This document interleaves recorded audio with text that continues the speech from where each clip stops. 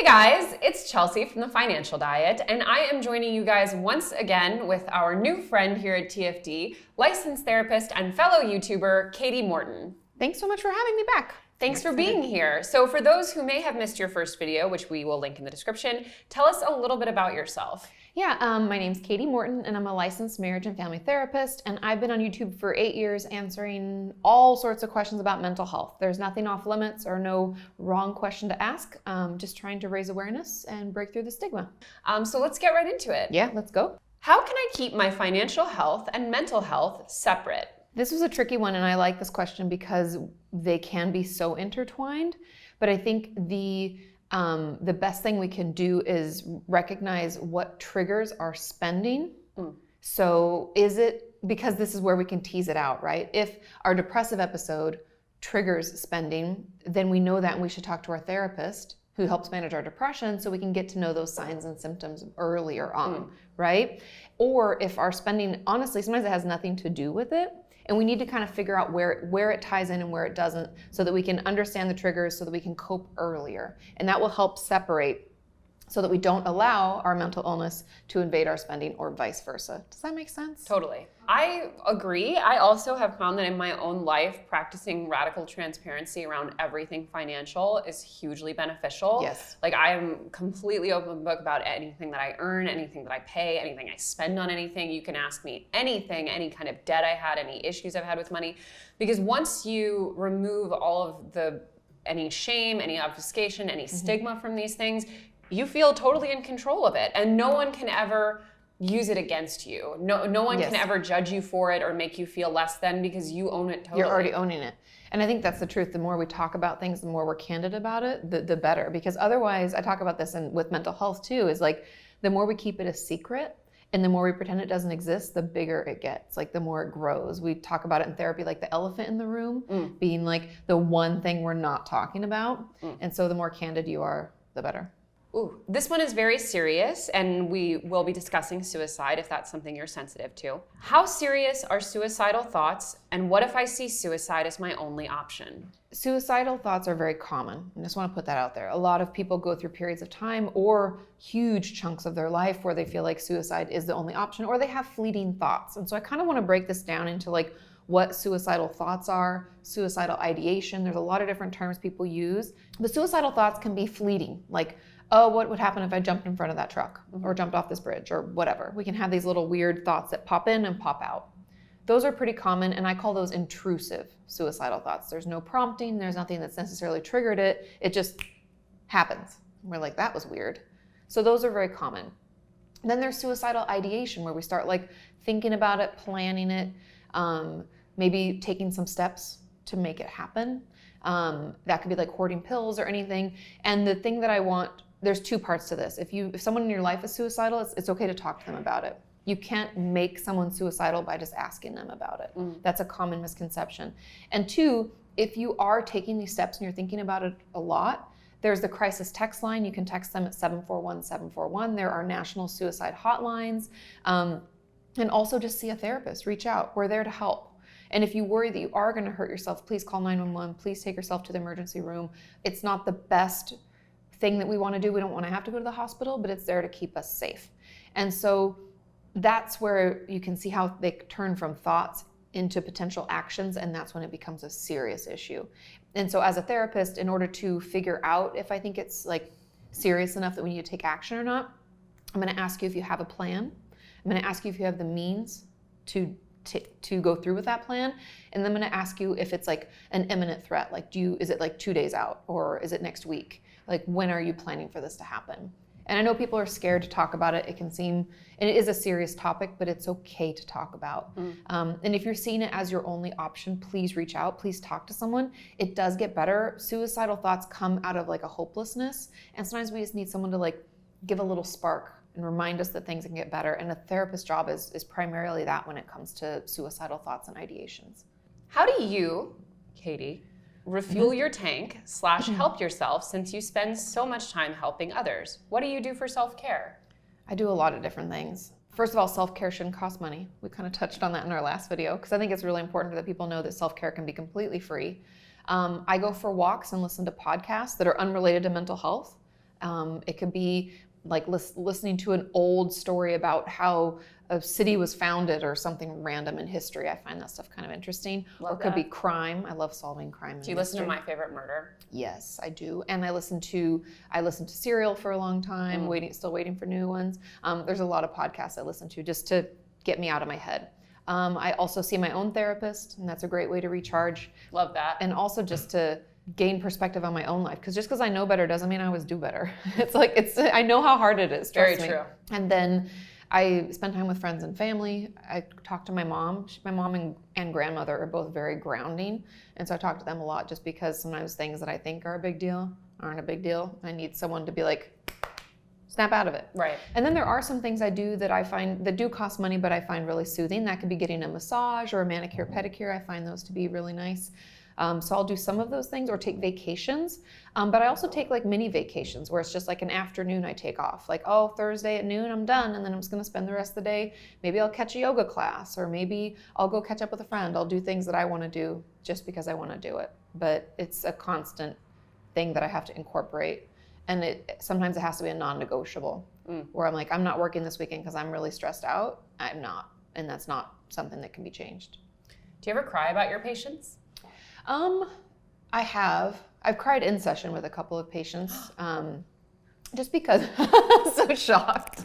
But we're human too. For as much as I can, I try to keep it under wraps, but sometimes I think it's okay to just feel it with them.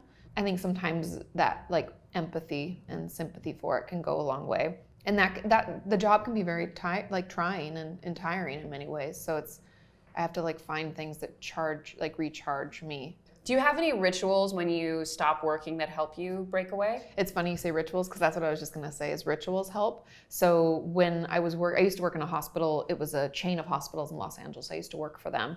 And the car ride would be where I would just sit, I'd be silent. And it was like my decompressing before I would get home, so I didn't bring it home with me. And for many of us, we have a nice commute where we can like either sit in silence, we can listen to a podcast, and that can be like a way to just like, there's a barrier. I also would come home and put on pajama pants. It sounds so silly, but it's like wash my face. Like I'm kind of like transitioning from like work Katie into casual home life Katie. And so if there are ways that you can incorporate that, that's great. Even if it's coming home and having like a cup of tea, or sitting down and chatting for like, you have this 30 minutes where you chat with your spouse or roommate or partner about your day, and then you have something you do and you move on. But the pajama pants is a big thing for me. Have you ever wished that you took a different path / what is one thing that you wish you could change? Those are kind of two different questions, I guess, because sometimes it is hard to turn off work, especially because I'm online and it never sleeps. And so there's always stuff to do. And I work with my spouse. And I think that comes with its own set of challenges. Mm-hmm. And in some ways I wish I hadn't done that, only because I was so boundaried before around work and not work.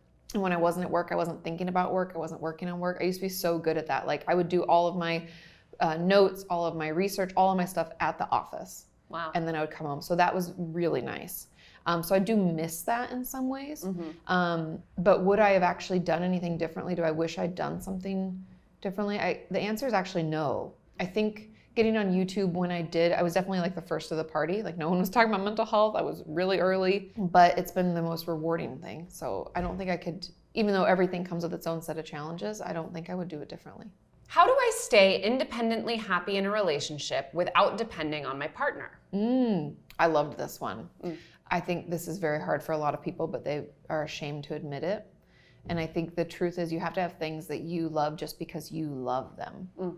And so making time for yourself. And I know, I don't know if you've seen this meme, but it's one of my favorites. It's something to the equivalent, I'm probably gonna butcher it, but feel free to share where the real one is, but in the comments.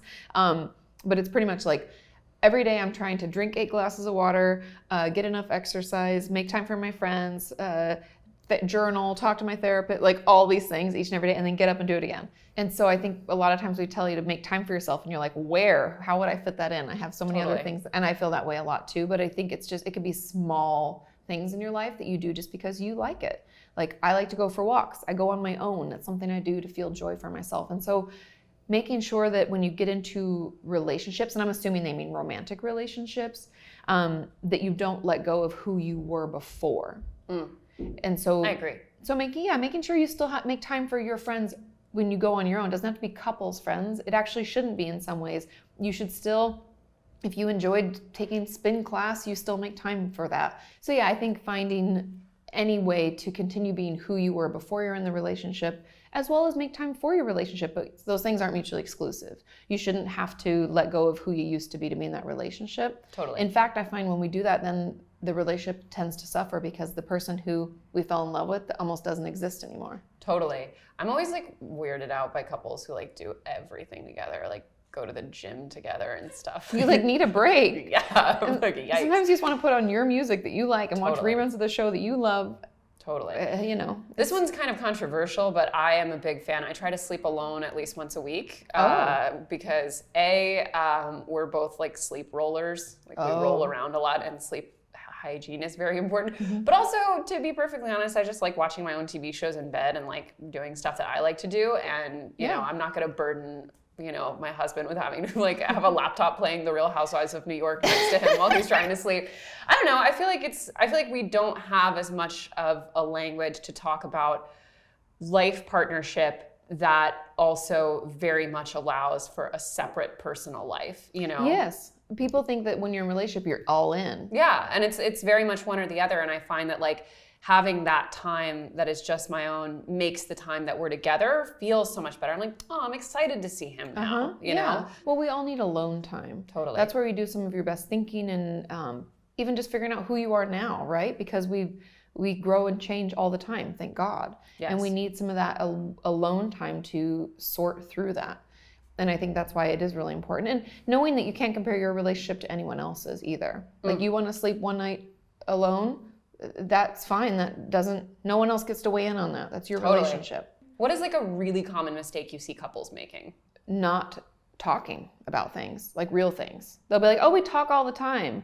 And I'm like, do you talk, main reasons people break up, sex and money. So do you talk about your sex life? Are you happy? It's okay to say like, I don't like when you do that. Or I'm not in the mood, or I am in the mood, or I want you to take me and do the. It's okay. If you can't talk about it, you shouldn't be doing it. So you should get comfortable talking about sex. Also, money. Are you buying things and hiding them in your car for 3 weeks without telling them and then sneaking them in one by one? I have lots of patients that do that.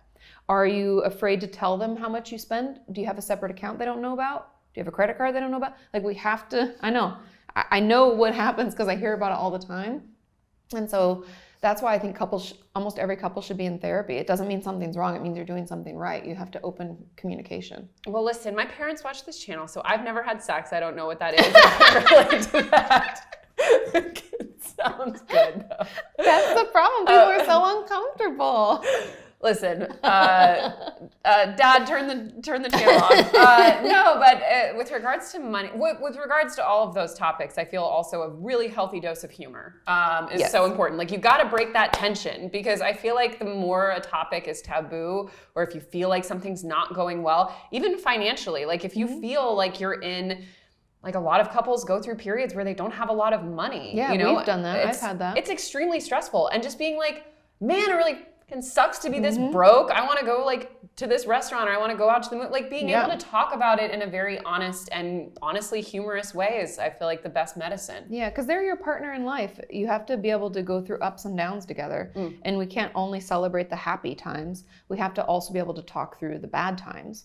I feel like it would be really hard for most people to accept the idea that you can go to couples therapy even if there's nothing wrong. Well, people, just FYI, I don't know what the statistics are, but in my practice, first of all, I don't like seeing couples because they wait too long to come in and then they just shout at each other. Oof. Or one talks for the other and the other just sits in silence like they're wounded.